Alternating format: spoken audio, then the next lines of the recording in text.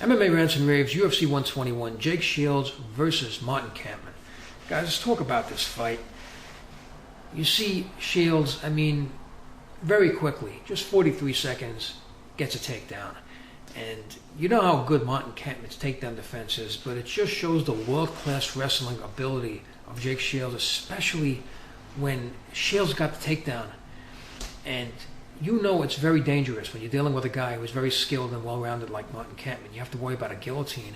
And he's just such an intelligent fighter because you have to use your hand-eye coordination when you wrestle because you're using your whole body together in conjunction. You're using your eyes, using your arms, your legs, your body, and you have to make sure you don't expose yourself because you get caught in a guillotine. How many times does that happen? So notice how he uses his left arm against his head when he goes for the takedown. This way, Kampmann can't secure the guillotine. Kampmann can't get through. So that's, just a very intelligent fighter. He just knows wrestling so well. It's amazing. He's one of the best. So, he gets the takedown, and it seemed like he was going for a side choke, but Kampmann, his guard is very good. He himself is really good at Brazilian Jiu Jitsu, so protected himself really well. And then before you know it, 319 full mount. That's how good Jake Shields is. He was able to get the leg out, which was trapped Kampmann's guard, and he was able to mount Kampmann. And then I'm telling you, you got to hand it to Kampmann. A full mount, in my opinion. Full mount is one of the most difficult positions to escape from. You have a guy on top of you with all his weight. From a position like that, especially a guy who's going to rain down punches on you, it's so hard to get out of that. And he has such good technique, really good hips, and he was able to escape it. So I was like, wow, I was just blown away with Kampmann that he was able to do that. So basically, that round went to Shields. He was able to control Kampmann and control the ground game and dictate where the fight went, so he took the first round. Second round, wow, Kampmann just rocked Shields with a knee.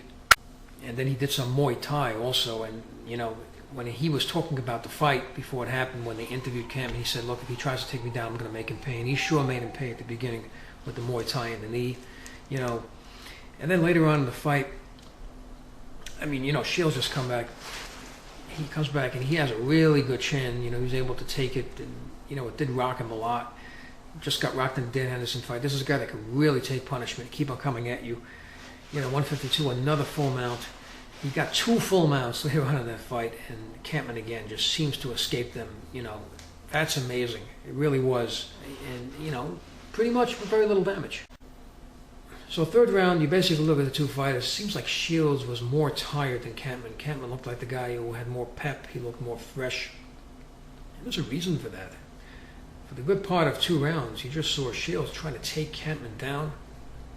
Let me tell you something. Out of all the mixed martial arts, wrestling probably takes more energy and more cardio than any other mixed martial arts. You physically have to take a guy and drag him to the ground against his will. And Martin Kampmann was making him fight for those takedowns. That's a guy with good takedown defense. It's just a testament to such brilliant wrestling ability and grappling ability of Jake Shields, and able to get full mounts. Just a great wrestler. So talented, probably the best in the world. He is really amazing to be able to do what he's doing with wrestling. And it really showed in the third round because he was just completely exhausted. And there was a point in time where Kampmann had the top position, and he was able to somehow change things around. And towards later in the third round, he was able again to get full mount and control Kampmann. And, after getting hit really hard, he took knees, took punches, and, he was able to continue to fight. He's just the heart of a champion.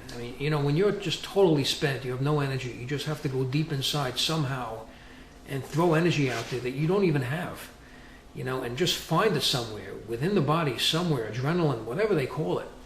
And that's what it was. And Shields was somehow able to get another takedown. And Kampmann looked fresh. It was incredible. And it's really fun to watch this guy because, he's a great wrestler. And at the same time, he uses that Brazilian Jiu Jitsu. So, he's always active on the ground. People say, yeah, well, finish fights. You know something? He finishes fights but he's not a ground and pounder. He's a Brazilian Jiu Jitsu guy. What a rare combination to have. A guy who's one of the best wrestlers in mixed martial arts, and at the same time, one of the best Brazilian Jiu Jitsu guys. You combine that in one, you have an amazing, very dangerous fighter. And it was just exciting to see. Now, despite that, it was a very close fight. Now, Kampmann, they were saying he was kind of reluctant, maybe hesitant with the striking, but, there's a reason for it. Because if you're going to try to strike with a guy, okay, with such dangerous wrestling ability like Jake Shields, you're going on top, you're trying to hit a guy, he's going to come low. And you're going to get taken down. You're going to expose yourself. The lower part of your body is exposed when you're trying to strike.